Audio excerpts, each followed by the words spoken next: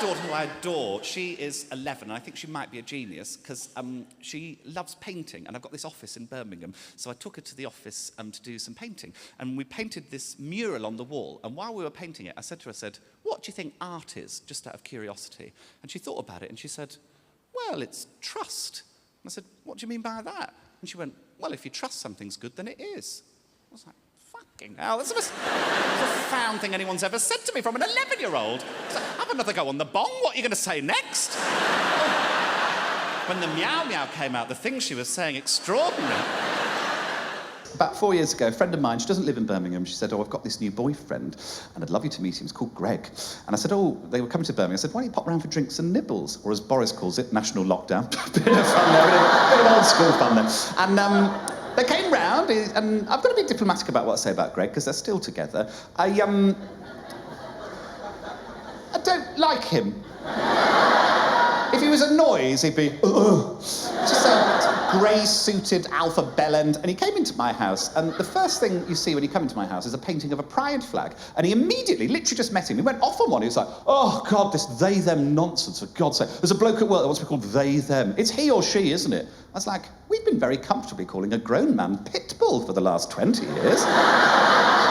We can deal with it of they and them. There's a man called The Edge, and we've all been fine with that. I'd like to meet The Edge and wank him off just at the point of completion. Might be my favourite joke in the show, that, just because you have to finish it off yourselves. It's so neat. It's so neat. And Greg's wandering around my house, and he's an estate agent, Greg, and he was treating the whole thing like it was a valuation, going into all the rooms, going, And he went into the kitchen, which looked like this at the time. Perfectly nice, usable kitchen. There were issues with it. It had plaster that was falling away a bit. There was an outhouse at the back with an asbestos roof, but perfectly nice, usable kitchen. And he went into that room, and he went, how much you pay for this place? And I told him, and he went, what, for this? And I said, yeah. And he went, no. You've overpaid there. 20, 30 grand too much, I'd say. And I was so annoyed, because he's absolutely right. I'm terrible at negotiating, and I checked with a friend of mine who's an estate agent as well after he'd left, and she said, yeah, he's probably right, 20, 30 grand too much, but it doesn't matter in the long run, does it? You love the house, you don't want to leave, it doesn't matter. I was like, it does matter, because Greg cannot win. So I've spent the last 4 years trying to get my house price up simply to fuck off Greg. Started by getting the outhouse done. I had it knocked down. Here is a photo during that process. Caption for that was, I thought it was a fart. It's all good fun, it's good fun. Could have gone with them shitting bricks. There were so many options to me. And I was genuinely obsessed with how to get my house price up. I was doing all my research, and I landed on this article in the Mail Online, which reads, the black market, how having a famous blue sign on a home adds prestige and can push up its value. Now, I looked into this. You only get a blue plaque if someone famous has died in the house, and I thought Alan Sugar's not ready for the Ford Fiesta, but I thought a plaque is something to commemorate the building. Lovely idea. So I contacted this woman. Her name is Yvonne Mosquito. That's her actual name. And she was the Lord Mayor of Birmingham. And I wrote to her. I said, yes, a wonderful woman. I wrote to her. I said, dear Lord Mayor Yvonne Mosquito, I live in a mid-terrace house in King's Heath, and I'm having my kitchen extended. I'd like to invite you to open said kitchen with a grand ceremony, to which I'll also invite many dignitaries, Paul Chuckle and Alison Hammond. The Lord Mayor did not reply to this message, but her assistant did, and said, unfortunately, the Lord Mayor does not attend private events, but we wish you success with the grand opening of your kitchen extension and hope you have a lovely time. I thought that was a very sweet email. Issue is, she said it's because it's a private event, thus giving me a loophole. Mummy loves the loopholes. So I said, well, if this is a ticketed event and thus not a private event, would that change things? We could sell tickets for charity. Long story short, this happened. And Joe Lycett has hosted an official opening for his new kitchen extension. The ribbon and declare your kitchen extension open. What a corker of a day, what a corker of a crowd, and what a corker of a kitchen. Yeah, that happened. I was on Midlands Fucking Today. My favourite show ever. Shafali did the weather live from the kitchen. I just couldn't believe it. I love Shafali. Nick Owen, who hosts the news, a lovely man, he tweeted before saying, ridiculous, I know, but we're live from comic Joe Lycett's house tonight, where the Lord Mayor of Birmingham is officially opening his new kitchen. Real red carpet job. Plus the surge in gang war in Wolverhampton.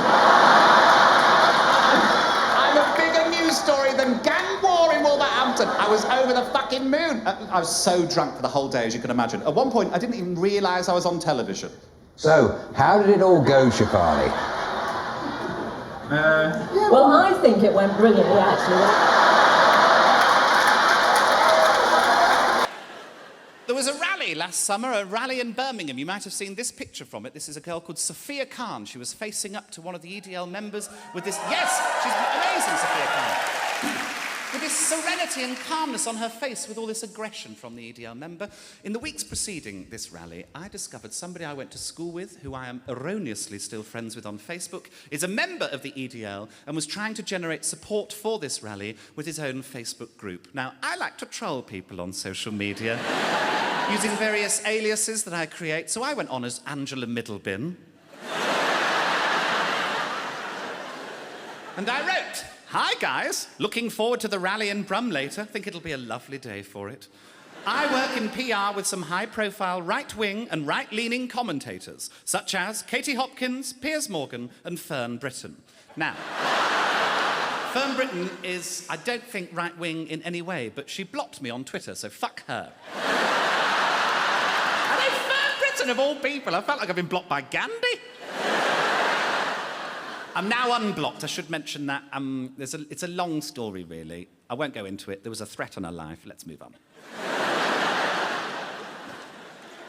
She'll be dead by dusk. She's actually a very nice lady. I continued. "One of my clients brought to my attention the fact that there is an organisation already using the name EDL. This is all true, I did some research. It is a company called Électricité du Liban and supplies electricity to the country of Lebanon. According to recent stats, Lebanon is 54% Muslim, which means, in effect, that the EDL is powering Muslims. As a result, I think an immediate rebrand of the EDL and change of name ahead of the rally is necessary. I've discussed this with my colleagues in the office, and we have come up with the name Eyes on Islam, or ISIS for short.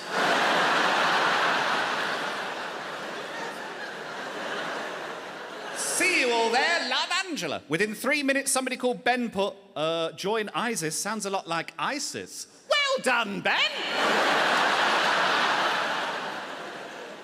He suggested, what about UK Defence League? You could have @UKDL on Twitter. Now, I did some research into this to see if this is viable. Unfortunately for Ben, it's not. There's already an @UKDL account on Twitter. It's private, but you can read the blurb. This is the blurb. "We all start off in nappies. Many of us will end up in them. So why not enjoy them in between as well?" It's an adult nappy wearer, which... Fine. Each to their own, you do you. But I'm not sure the vibe the EDL's going for. So I suggested, what about the Islamic Cessation Group, or ISIS for short? Ben put, still sounds like ISIS. Well done, Ben! I put, how about Islam should immediately stop, or ISIS for short? He worked it out then. He put, fuck off this group, Angela. I said, OK, Ben, sorry for the hassle. I've got to go to the opticians anyway. Got a pus-filled growth on my cornea. I think it's an eye cyst. Bit of pun fun there. First thing I wanted to do, get in the press, get some column inches. First port of call, got to be the Birmingham Mail. They've been great friends to me over the years. They call themselves Birmingham Live online, and they write about me lots. They wrote about the mayor opening the kitchen extension. They also just basically write anything. Joe Lycett still writes to Santa every year. Joe Lycett spots hilarious problem with Waitrose £1.80 tomatoes. This is why Joe Lycett was in Tamworth. Who gives a shit? But they write. And I thought, if I can get the Birmingham Mail, it'll get people talking. So Ken did a big long press release, big email explaining that King's Heath was now an official gayborhood, used his sign-off, you can only ever be yourself unless you're Ken Roberts. And lo and behold, a few weeks later, they ran an article. King's Heath, named alongside San Francisco and Ibiza as LGBTQ-friendly gayborhood.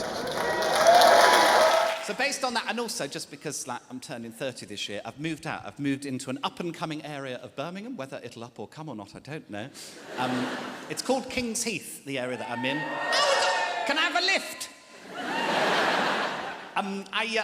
I thought I was finding a nice place, really, but it's a bit of a dump. And, there's, damp in there and all sorts of problems. And my dad, who's just retired, he's taken over as project manager of the project. Official reason for this is that I'm too busy to coordinate all of the works myself, couldn't possibly do it all myself. The real reason is I can't speak to tradesmen.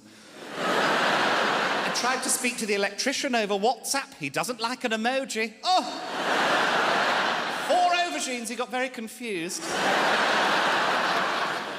amazing. He seems to know, he was a teacher before he retired. He knows loads of stuff about houses. He goes up to floorboards and he'll go, yeah.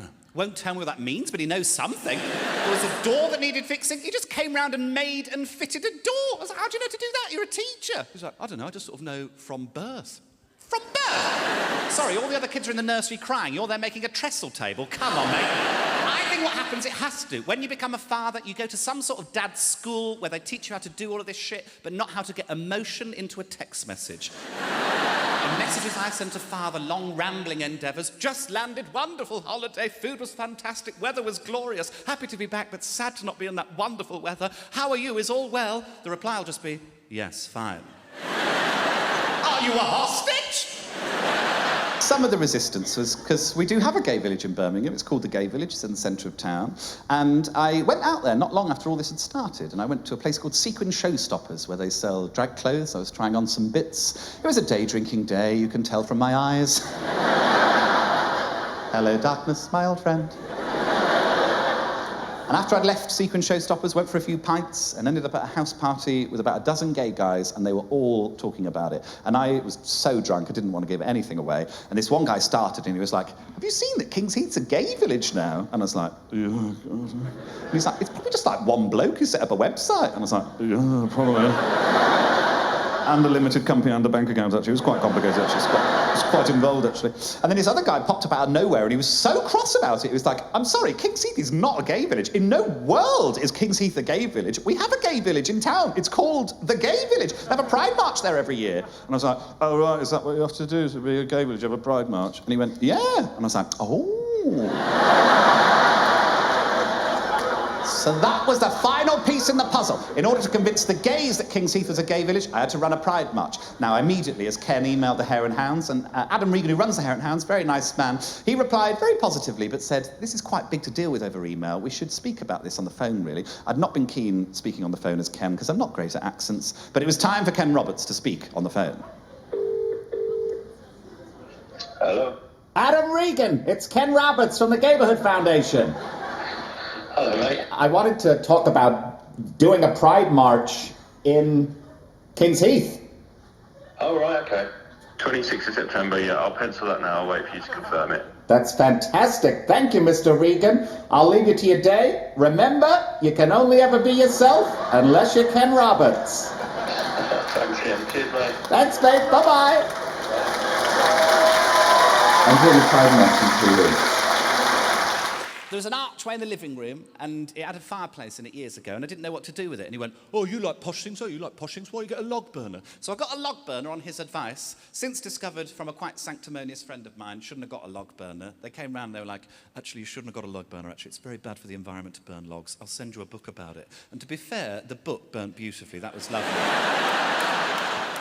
Farrow and Ball paint, he suggests. He's like, oh, you like posh things? Get posh paint, Farrow and Ball paint. Farrow and Ball has a shop in Solihull in the Midlands, in Birmingham. Solihull, it's still Birmingham, but it's the posh part of Birmingham. So there's still vomit on the streets, but there's Monge 2 in it in Solihull. The colour names in Farrow and Ball, elephant's breath. Grey.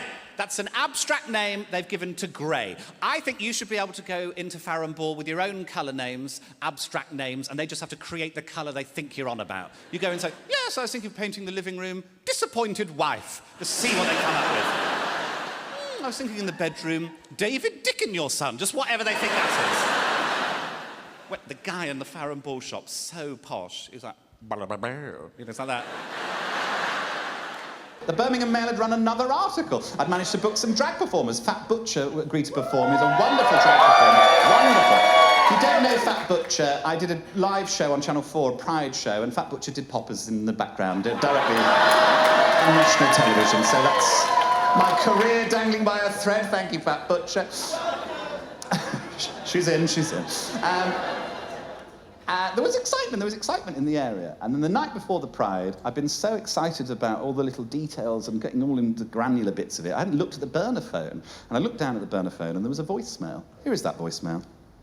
Good afternoon, this is Sergeant for West Midlands Police. This is a message for Ken Roberts. Mr. Roberts, I'm trying to get hold of you as the other police officers have been trying over the last day or so in relation to a possible event happening over this weekend in King's Heath, High Street. Could you ring me back, please?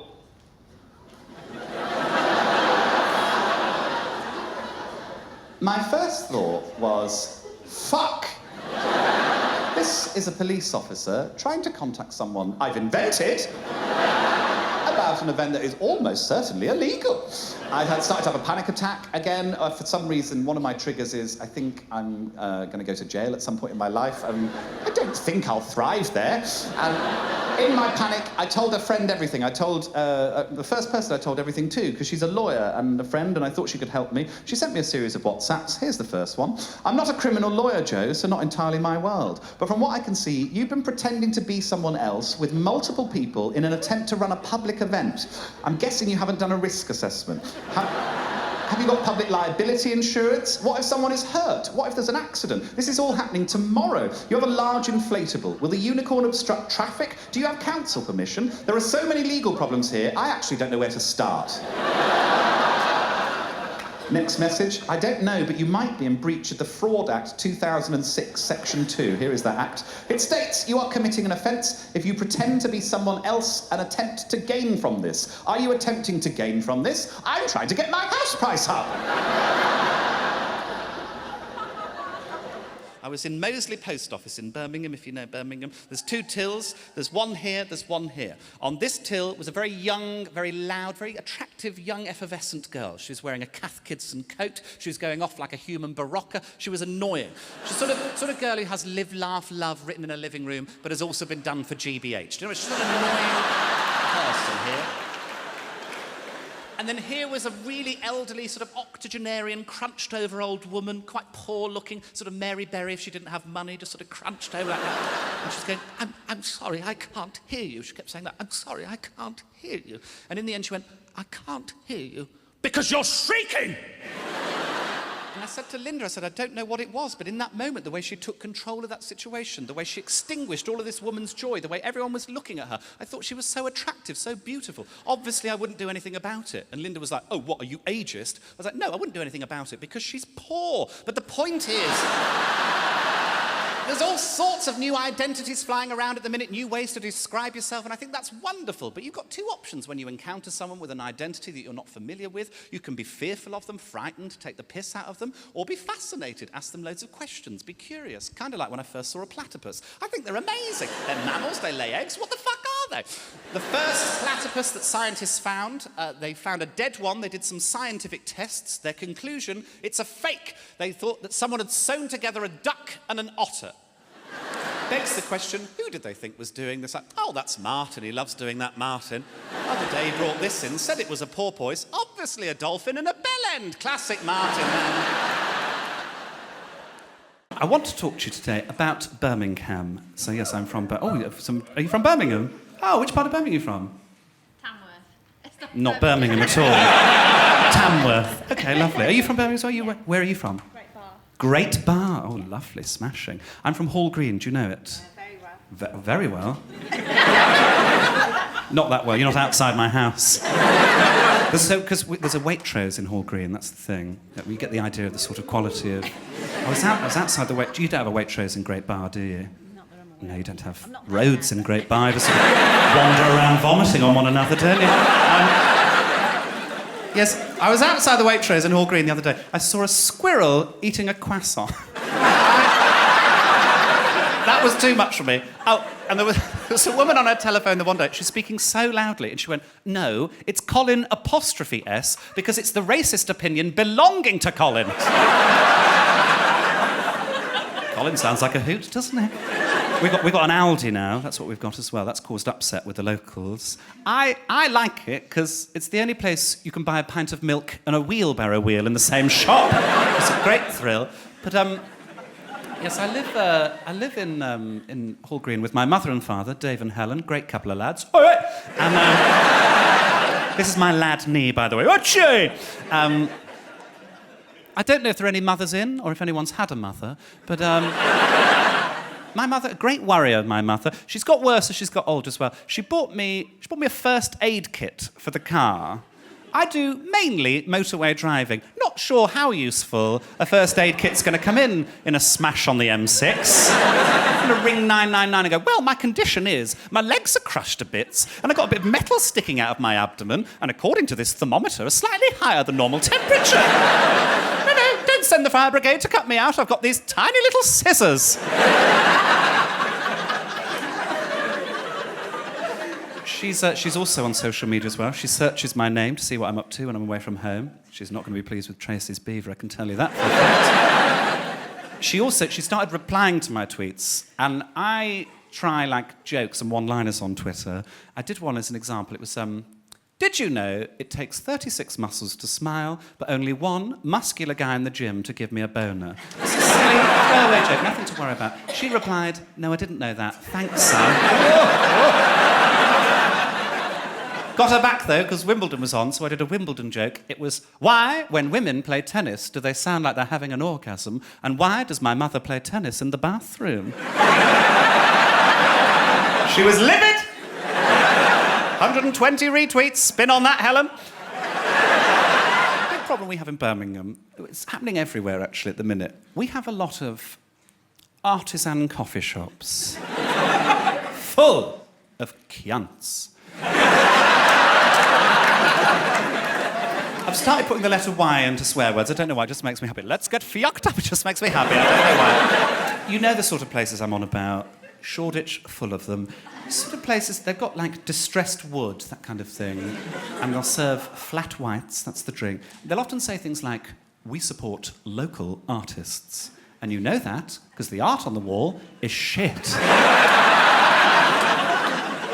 There's dozens in Birmingham now, dozens. They're all shit. There's one I quite like. It's called York's Cafe Bakery.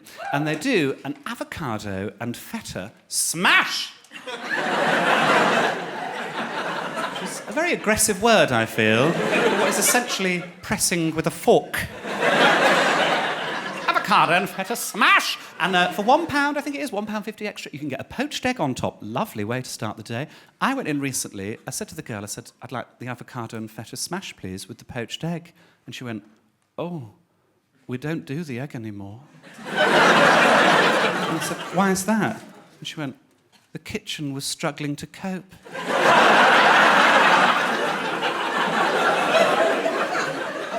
When I hear the phrase, struggling to cope, I think of, I don't know, a single mother trying to juggle a career, childcare, heartbreak. I don't think of someone cooking a fucking egg. So I'm boycotting there now. But I do occasionally send them an email. Just with the subject line, struggling to cope. And a picture of me cooking an egg.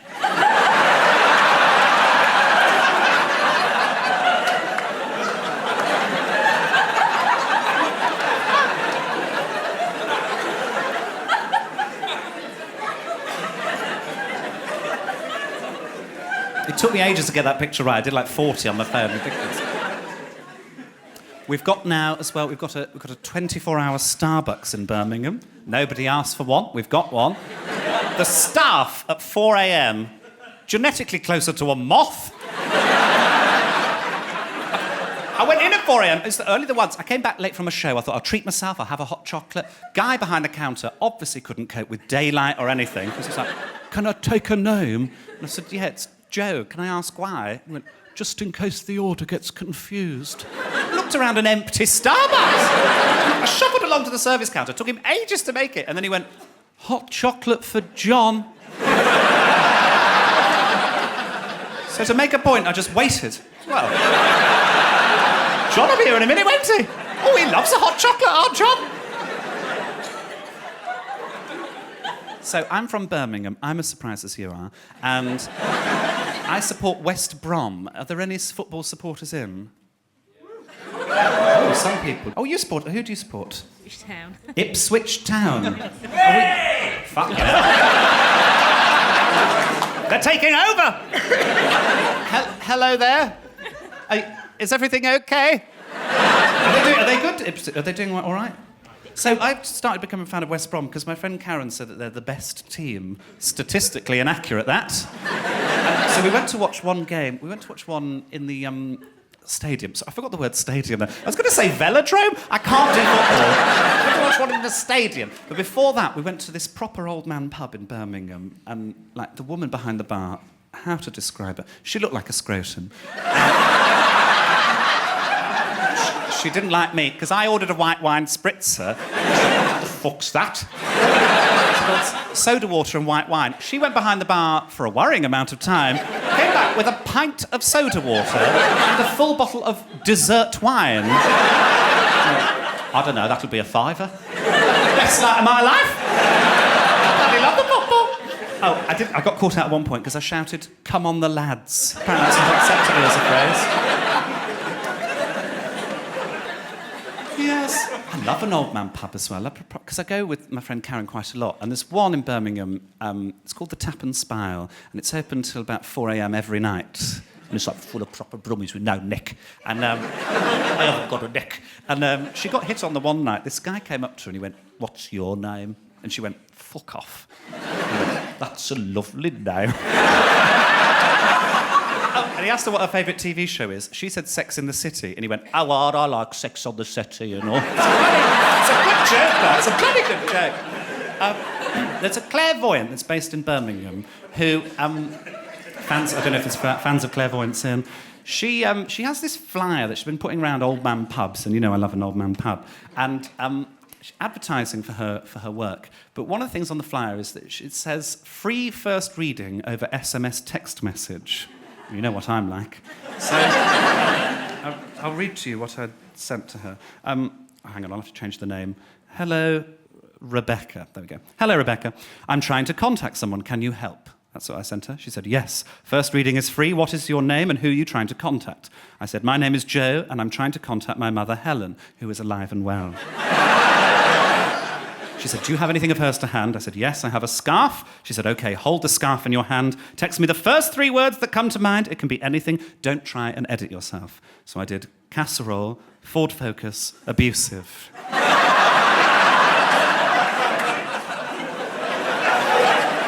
She said, OK, I'm getting something. There's something to do with glasses. It could be a pair of glasses, something made of glass. I said, yes, that makes sense. She said, she's got a problem with the glasses. Is there anything that might link to? I said, she wears glasses. She said, she's saying she's sorry. I said, OK, what about? She said, she's just saying there's so much, sorry about the mess. I said, OK, that's fine. Does she say where she is? She says, I'm not sure, but she's happy where she is. She's smiling. I said, oh, well, that's good for her. Does she know when she's going to be back?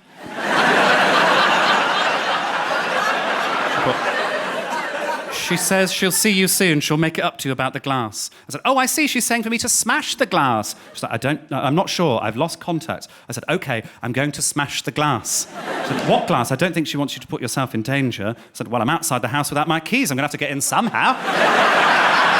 Then she put 3 question marks to that. And then I put, oh, she just got back. It's OK. She just got back, question mark. Is she even in the spirit world? I said, what? No, of course not. She went to the garden centre. Please don't contact me again. I said, OK, sure. Everything you said was true, though. She was happy. She loves the garden centre.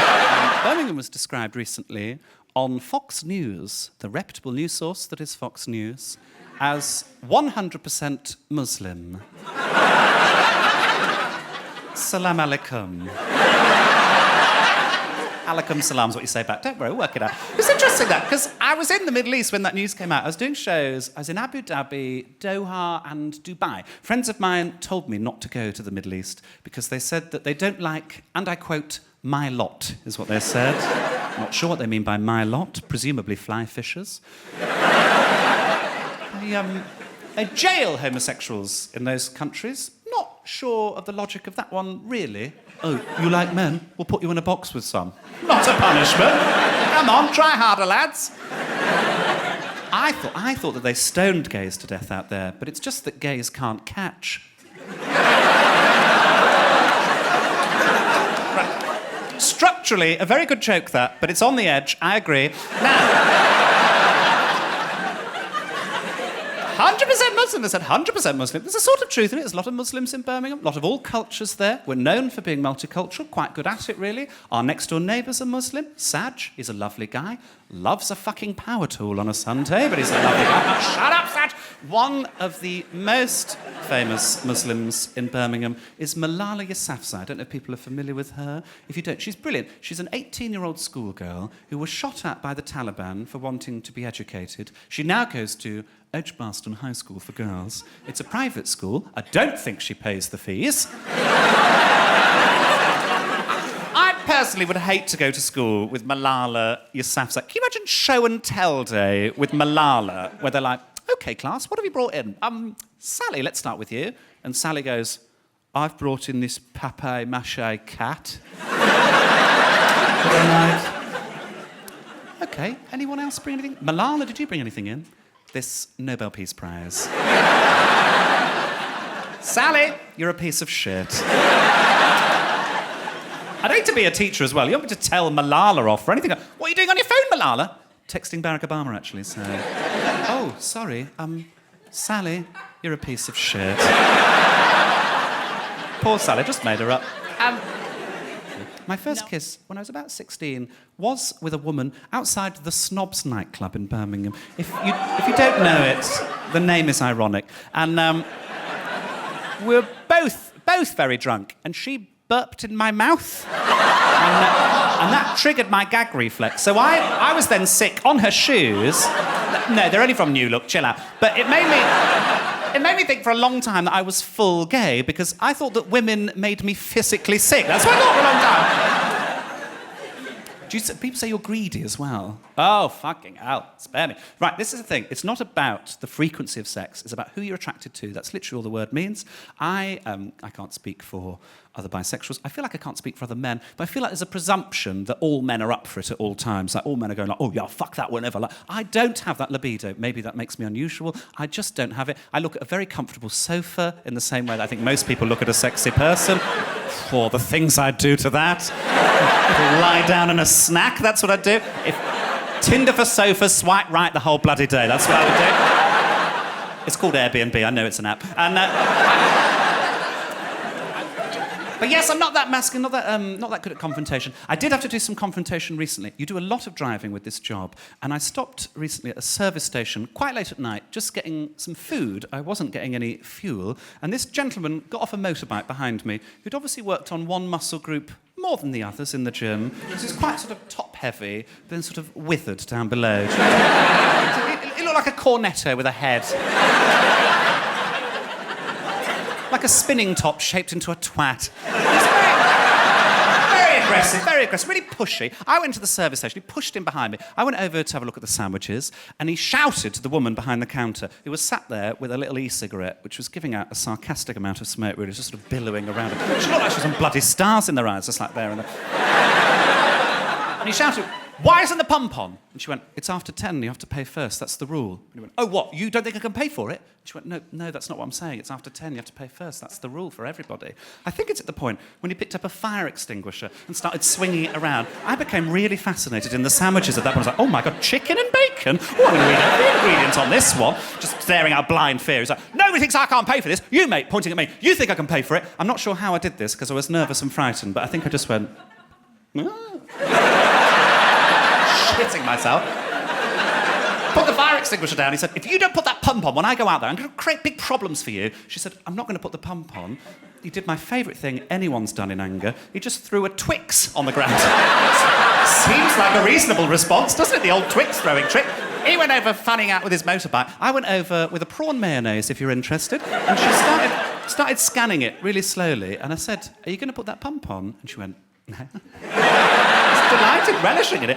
I scuttled back to the car, locked the doors. He tried to get back into the service station, but cleverly she'd locked the doors to there. So he tried to kick them in, but it didn't work. He's withered down below. So picked up a pack of fire logs, started swinging them at the 24-hour window. She knows it's bulletproof glass, so she was just laughing. Just smoke pissing everywhere. I started the car, tried to drive round, but I'm a polite driver. I'm not going to, like, beat my horn or anything. He was in the way. So I just thought, well, I need the prawn sandwich, to be honest. One thing I forget to do when I'm in the Ford Fiesta is, I slipped that in, didn't I? Someone's got some bloody dollar, haven't they? Ford Fiesta. The lights are always sort of on, and there's a little switch, and if you go a little bit, it goes on to sort of mini beam, and if you go a bit further, it goes on to full beam. And because I was nervous and frightened, I clicked onto full beam, but very quickly clicked back, but essentially flashed him. He turned and looked at me through the windscreen with these fire logs, just staring into my soul for what felt like an eternity.